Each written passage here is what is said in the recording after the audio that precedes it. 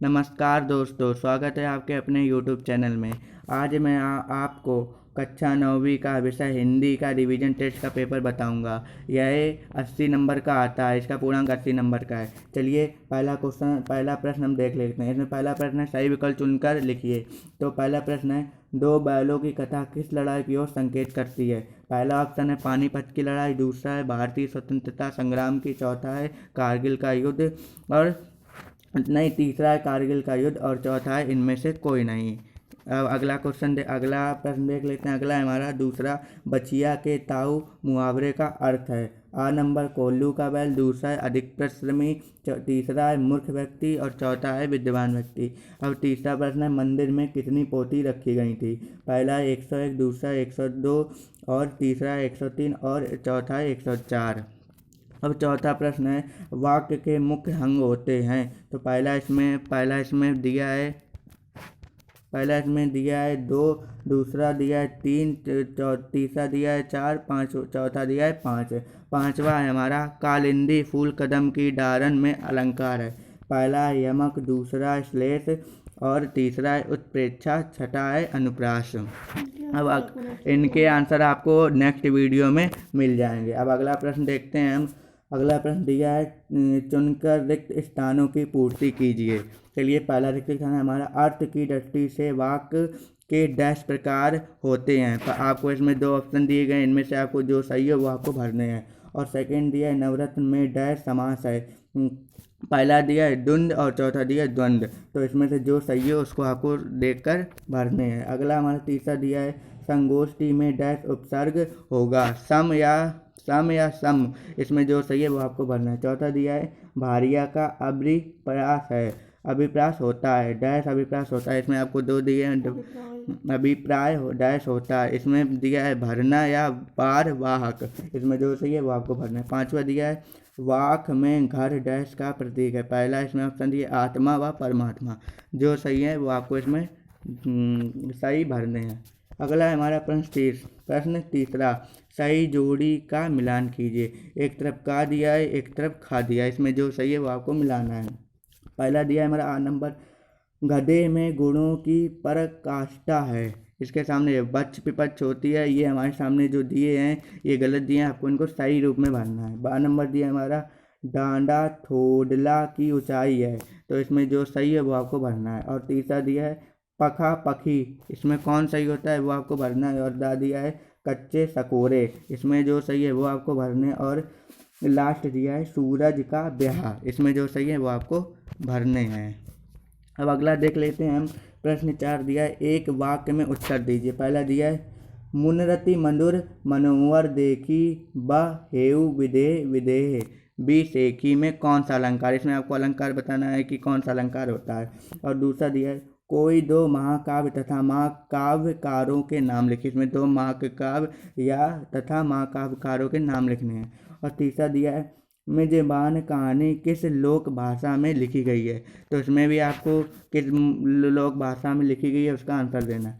और चौथा दिया हमारा, कवि रस खान पत्थर के रूप में किसका अंश बनना चाहते हैं। इसमें भी आपको किसका अंश बनना चाहते हैं, कवि रस खान। और पांचवा दिया है, निरापद सहिष्णुता का अर्थ स्पष्ट कीजिए। इसमें आपको अर्थ स्पष्ट करना है। अब प्रश्न 5 देख लेते हैं। प्रश्न 5 दिया हमारा, कांजी हाउस क्या है। आपको बताना है कि कांजी हाउस क्या है। उसमें बंद जानवरों का जीवन किसके द्वारा किसने तथा कैसे बचाया। इसमें आपको बताना है कांजी हाउस क्या है, उसमें बंद जानवरों का जीवन किसने और कैसे बचाया। अथवा अगर आपको ये नहीं आता तो ये आप कर सकते हैं, इन दोनों में आपको एक ही करना है। डांडे क्या है, लहासा की ओर पाठ के आधार पर स्पष्ट कीजिए। और अगला देखते हैं। अगला हमारा प्रश्न है, प्रेमी को प्रेमी मिले सब विष अमृत होई का व्यास में विष और अमृत किसका प्रतीक है। अथवा लल धन ने ईश्वर का वास कहाँ बनाया है। वाक्य के आधार पर स्पष्ट कीजिए। इसको भी आपको बताना है। और 7वां दिया है, रेखांकित शब्द की जगह एक जैसे अर्थ वाला शब्द लिखकर वाक्य पूरा करें। कल मेरे मित्र ने मेरी सहायता की। आपको बताना है कि इसमें क्या आएगा, एकांकित शब्द को पूरा करना है। अब अगला क्वेश्चन, अगले प्रश्न की ओर हम बढ़ते हैं। चलिए देखते हैं। अथवा का मतलब कि इन दोनों में से आपको एक करना है, या तो वो ऊपर वाला करना है या तो फिर ये वाला। चलिए अथवा में देखिए क्या लिखा है। इसमें लिखा है दिए गए शब्दों को सही क्रम में लगाकर सार्थक वाक्य बनाए। मेले और मुझे में घूमना लगता है। मेले और मुझे में घूमना अच्छा लगता है, मतलब कि इसमें क्या घूमना अच्छा लगता है वो आपको भरना है। अब अगला दिया है प्रश्न 8, गुरुत्वाकर्षण से आप क्या समझते हैं वह बताना है। कोई गुरुत्वाकर्षण की आपको परिभाषा देनी है। और अथवा मतलब कि अगर आपको ये ऊपर वाला नहीं आता है तो आप नीचे वाला कर सकते हैं। दूषित जल से स्वास्थ्य पर क्या प्रभाव पड़ता है लिखिए, मतलब कि गंदा जल पीने से हमारे शरीर को क्या प्रभाव पड़ता है वो लिखना है। अब प्रश्न 9 देख लेते हैं। इसमें लिखा निम्नलिखित शब्दों के एक एक पर्यायवाची शब्द लिखिए, मतलब कि इनको सिनोनिम्स लिखना है, एक एक पर्यायवाची शब्द। पहले दिया जल, जल मतलब कि पानी, इसका पर्यायवाची शब्द निकला है। दूसरा दिया है बादल, तीसरा दिया है सूर्य, चौथा दिया है हवा। अथवा अगर आपको ये भी नहीं आता तो आप नीचे वाला कर सकते हैं। निर्देशानुसार वाक्य में परिवर्तन कीजिए। पहला, झूठ बोलने वाले को कोई प्यार करता है। निषेधात्मक वाक्य मतलब कि निगेटिव सेंटेंस में इसको चेंज करना है। और दूसरा दिया है माँ ने बच्चे को नहलाया और स्कूल भेजा। इसको प्रश्नवाचक वाक्य मतलब कि इंट्रोगेटिव सेंटेंस में इसको चेंज करना है। और प्रश्न 10, निम्नलिखित शब्दों में प्रयुक्त मूल शब्द एवं उससे जुड़े उपसर्ग अलग अलग लिखिए। पहला हमारा दिया है उच्चारण, दूसरा दिया है संदर्भ, और तीसरा दिया है संगम, चौथा दिया है चिरायु। अथवा मतलब कि इनके उपसर्ग प्रयुक्त मूल शब्द एवं उसके जुड़े उपसर्ग अलग अलग लिखिए। इनमें उपसर्ग लिखिए अलग अलग कौन से उपसर्ग हैं। अगर ये भी आपको नहीं आता तो अथवा में आप निम्नलिखित मूल शब्दों में प्रयुक्त प्रत्यय लिखिए। पहला दिया है दौड़ना, दूसरा दिया है परिचायक, तीसरा दिया है गरीबी, चौथा दिया है मुखड़ा। तो आपको इसमें प्रत्यय करना है।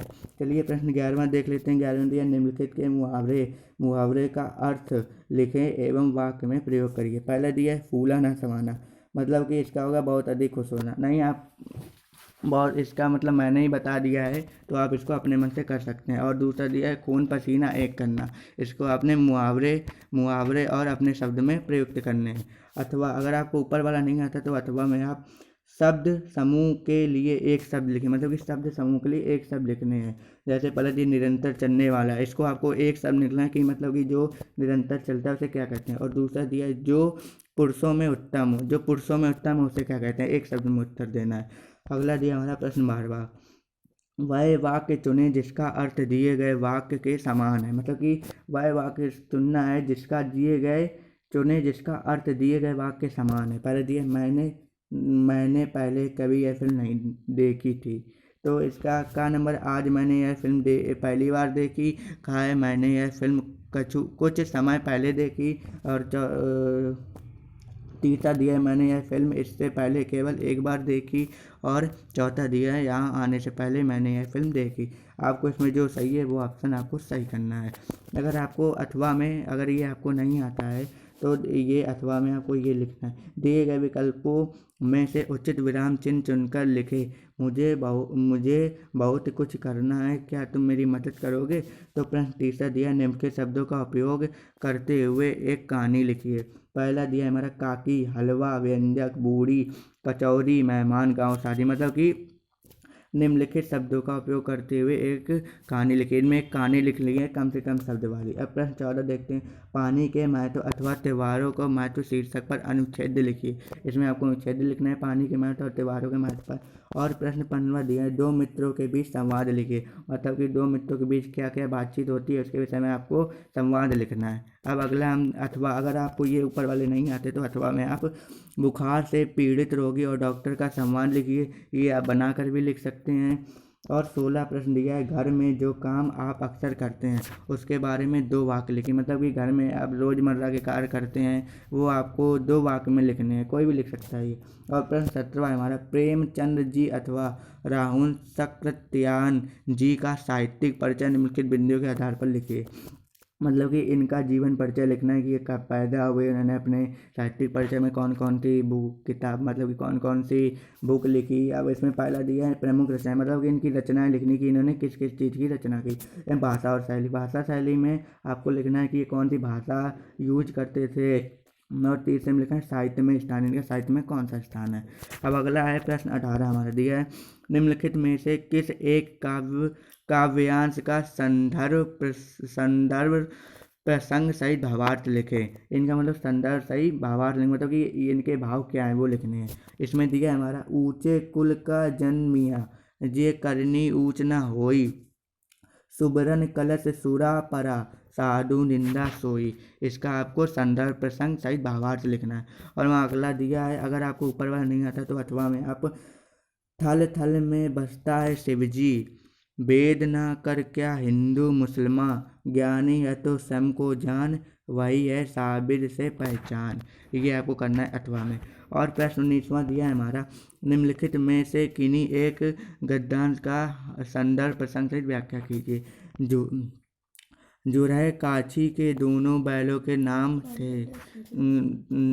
थे हीरा और मोती, दोनों परछाई के देखे में सुंदर। ये आप डैश डैश, इसको मैं पूरा नहीं पढ़ पाऊंगा तो मैं लास्ट में बोल, जिस पर ज़्यादा विश्वास नहीं किया जा सकता। आप इस वीडियो को रोक कर इसको आप विस्तार से पढ़ सकते हैं। अब अथवा में अगर आपको ऊपर वाला नहीं आता तो अथवा आप परित्यक्त चीनी किले से जब हम चलने लगे तो डर गरीब झोपड़ी में ठहरे थे। तो इसको भी मैं पूरा नहीं पढ़ पाऊंगा तो आप वीडियो को रोक कर देख सकते हैं। अब हमारा प्रश्न 20वां दिया है, आपका नाम रमेश है और आप केंद्रीय विद्यालय भोपाल के छात्र हैं। आपके परिवार की आर्थिक स्थिति अच्छी नहीं है, अतः आप शुल्क मुक्ति मतलब कि फीस माफ के लिए अपने विद्यालय के प्रधानाचार्य को पत्र लिखें। मतलब कि आप एक गरीब परिवार से हैं, आप फीस नहीं भर सकते हैं तो आपको प्रधानाचार्य पर एक शुल्क मुक्ति के लिए एप्लीकेशन लिखना है। अथवा इसको आप चाहें तो इसको बना कर भी लिख सकते हैं। तो अगला है अथवा में अगर आपको ऊपर नहीं आता तो अपने मित्र को प्रावीण्य सूची में प्रथम स्थान प्राप्त करने पर बधाई दी। मतलब कि फर्स्ट रैंक आने पर आप उनको किस प्रकार बधाई देंगे, एप्लीकेशन इसमें भी लिखनी है। और प्रश्न 21 हमारा, निम्नलिखित अपठित गद्यांश को पढ़कर नीचे लिखे प्रश्नों को उत्तर दीजिए।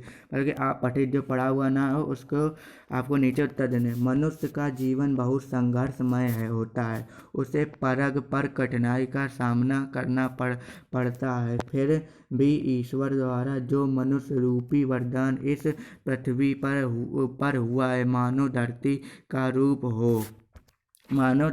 रूप ही बदल गया है। यह संसार कर्म करने वाले मनुष्यों आधार पर टिका हुआ है, देवता भी उनसे इच्छा करते हैं। मनुष्य का जीवन कर्म बल के कारण श्रेष्ठ है, धन है मनुष्य का जीवन। तो इसमें गद्यांश आपको अच्छे से पढ़ना है और नीचे उसके आंसर देने हैं। गद्यांश का उचित शीर्षक लिखिए, मतलब कि इसका शीर्षक क्या है, क्या कहना चाहता है ये गद्यांश, तो उसका आपको शीर्षक लिखना है। और दूसरा दिया है मनुष्य किस कारण श्रेष्ठ माना जाता है, मतलब कि ऊपर पढ़कर आपको इसके आंसर देने। तीसरा दिया है यह संसार किस आधार पर टिका हुआ है, इसको भी करना है। चौथा दिया है देवता किससे इच्छा करते हैं। प्रश्न 5वां दिया इस पृथ्वी पर ईश्वर प्रदत्त वरदान क्या है। और अगला और लास्ट प्रश्न है हमारा, निम्नलिखित में से किसी एक विषय पर लगभग 250 शब्दों में निम्न, मतलब कि 250 शब्दों में आप निम्न लिखते हैं। पहला बाल श्रम के कारण कोविड-19 समस्या और समाधान, ये तो चल ही रहा है कोविड-19, तो आप इसको बनाकर भी लिख सकते हैं। विज्ञान की चमत्कार, जल संरक्षण, ये सब आप चाहें तो बनाकर लिख सकते हैं। 12 नंबर दिया है हमारा, किसी एक विषय की रूपरेखा लिखिए, मतलब कि आपको रूपरेखा लिखनी है। मेरा प्रिय मित्र, दूसरा दिया वृक्ष हमारे। अगर आपको ये वीडियो अच्छा लगा तो आप हमारे वीडियो को लाइक करें और चैनल को सब्सक्राइब करें, और इसके आंसर आपको अगले के वीडियो में मिल जाएंगे। वीडियो देखने के लिए बहुत बहुत धन्यवाद।